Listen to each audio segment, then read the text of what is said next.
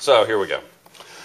So step one, charge your flight battery. So we're charging it now. It's already charged. And do take care when charging your flight battery. I'll reintroduce the problematic one from the, let's see, do I have it around here? Oh, well, it's resisting me now, but they can catch fire if you abuse them, so just charge it in something that's like not going to be going to combust itself. They don't explode, but they will catch fire and set other things on fire. The classic case being your car seat. You charge it from your cigarette lighter, and some charger that works off of that, and then your LiPo catches on fire, and then it catches your upholstery on fire, and the whole interior burns, and it's a big mess. So don't do that. All right, so first step that we're going to actually do something is we're going to build the deck. And so the deck's right here, and that's pretty straightforward. I've provided some nice light lines for the outlines. You should double check them, make sure that the dimensions are right from the plans. And we bring over a nice ruler, and we're just going to cut this bad boy out.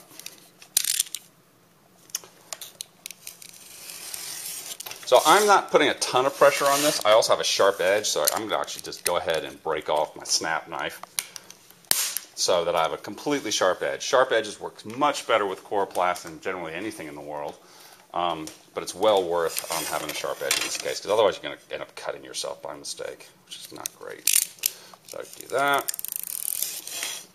And coming off, sometimes you got to give it another, just a little more effort, and it'll go. And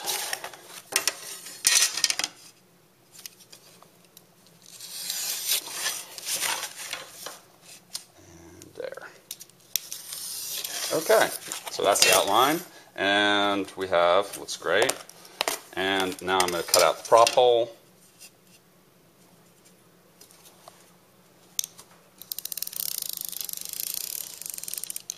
If you make mistakes here, you get, it's a little janky, it's not exactly straight, don't worry about it. This is not the end of the world. There are a couple of things that need to be right on this, and I'll make clear, I'll let you know what they are.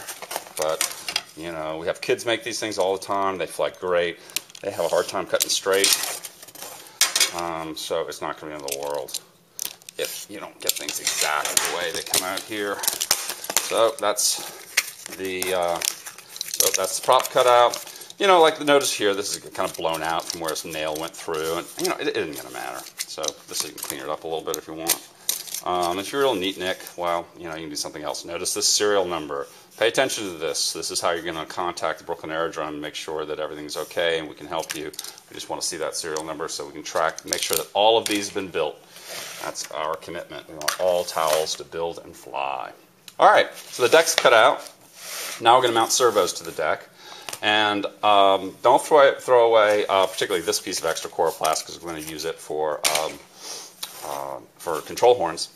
And so we're going to get our servos out. So here they are, 1 and 2. These are nice servos. They're HS55s. They're a little slippery on the outside. I think there's mold release on the outside or something like that. So what I like to do is get myself the denatured alcohol and a little bit of paper towel, and I'm just going to soak it in there real quick. Seal that back up. You can use acetone as well. I wouldn't use mineral spirits. I think mineral spirits might actually attack the plastic, but you never know. Just be light with it. So what I'm doing right here is just wiping it off, getting it nice and clean. I'm going to do this to the deck a little bit too. You don't actually have to do that, but since I'm standing here with some cleaning material, I might as well do it. Okay. So the next step is we want to mount these so that the that's going to be a problem. So with these HS55s, these arms are a little long. I'm going to go ahead and pull the arms off because we're going to replace them anyway with different ones. So put in your Phillips head screwdriver into that tiny little thing. Gently go lefty or counterclockwise and pull it off. Kind of hold it so you don't strip the gears by mistake. Hold on to this screw, because this screw, if you lose it, is very hard to replace. They're tiny little things. I just put it back in a little bit. Okay, I'm going to do that, and we'll do it over here too. Get these little arms off. And there we go, that's off. Put it back in.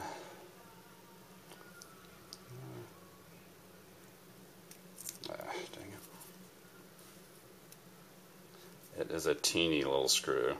But be patient. Okay, there we go. So the next step is I want these to be mounted. I like to have the servo arms so that the rods are just coming right here, right next to the deck. Let me give you a contrasting color there. There you go. Can you see that better? Yeah. So right there is where I like to have it. And the way I do it is I also place them using the high stick tape that we have. So I'm just going to take a little bit of this. I know I want to get that much of it done. So that's the size right there. Just cut it. Just kind of eyeballing. You don't have to get it perfect. It's not the end of the world if you miss a little bit. Peel that bit off. And since it's going to be going like this with the wire to the front, servo horn to the outside, I'm just going to put it on the corner like that. So I just want to kind of maximize that surface area. And then I'm going to clean it up a little bit because I just kind of prefer it to be this way. And just go and just sort of trim away the extra tape from there. And I'll probably have to go to the other side to trim this one off. Just using the back of the servo as the cutting surface. That looks nice. All right, and then we peel this up. Yeah, there we go. Come on, come on, come on, come on, come on. There we go. All right, and I'm going to put that right there. Good. All right, that'll become a really solid bond later. It's a little soft right now. You can adjust it. It's not like a super stick right away, but it eventually becomes very strong. Very hard to pull that servo off, actually. If you strip a servo, you kind of wrestle with it a little bit. All right, same game here. So we're just going to go that there. Looks like about the right cut point. You know, save some of the high stick tape because remember you need to replace the servo, so don't use it all up right away. And then we go and we put that there. Sorry. And again, be careful not to cut servo wire. It's a really easy way to sort of slip and end up having to solder that back together. Or if it's really close to the body there, it's going to be kind of a pain. You have to really take that apart and get in there and fix it. It's easy solder, but it's still slows you down. Okay. Sometimes it's a pain to get the red backing off. Okay, right here, same game. And wire to the front. You know, if you do it the wrong way, don't worry about it. You know, it'll all work. It's not the end of the world. Yeah, see, I stuck it a little too much. Okay, there we go. All right, so that's the beginnings of the servos being mounted. They've been stuck with high stick tape, and now what I want to do is reinforce them with zip ties. This high stick tape holds pretty well, but I prefer to have a more positive interaction, which is using zip ties. We used to use just zip ties, but people had such a hard time getting the zip ties tight around the servo that we ended up putting in the high stick tape right now for this. If you can get the zip ties super tight, so let me show you what super tight means. So I have the flat end of this standard screwdriver, and I'm putting it right up against that servo flange. I'm going to punch through. And notice I'm punching through into this coroplast down below, so it goes all the way through.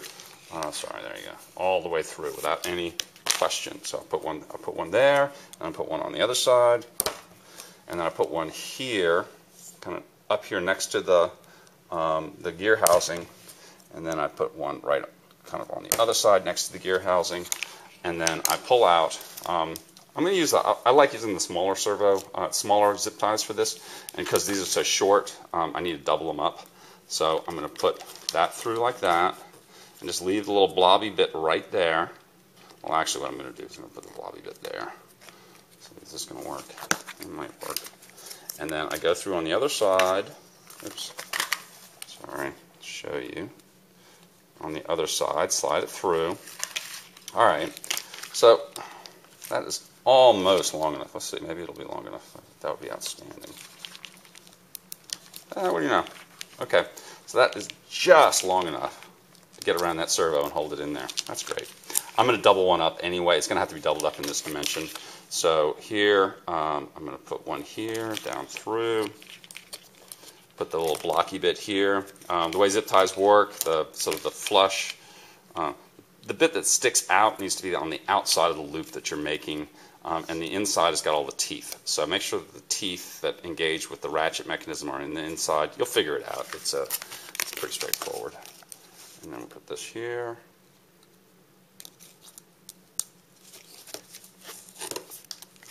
Oops. And Sometimes it's a wrestling match. You kind of got to re-punch it a little bit because that coroplast really likes to tighten back up. Okay, so there we have it there. This is definitely not going to be long enough. The other one was just barely long enough. So I'm going to double it. And, well, come on. It's helpful if I did it the right way.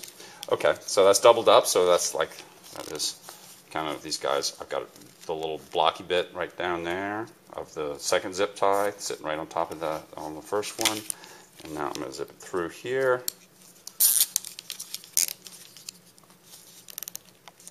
All right. And we have ourselves nice little tightly attached servo. It's nice to have these servos tightly attached. It tends to strip gears more, but I think you get more control authority, and that's worth doing. Okay, we're going to do the other servo now, and I'm just going to do that fast because I'm going to try and keep this build video as short as possible. And you can see, all right. I always try to keep the blocky bit away from the action where the servo arm is, interacting with the push rod. So I tend to keep them on the inside. There we go. Come on.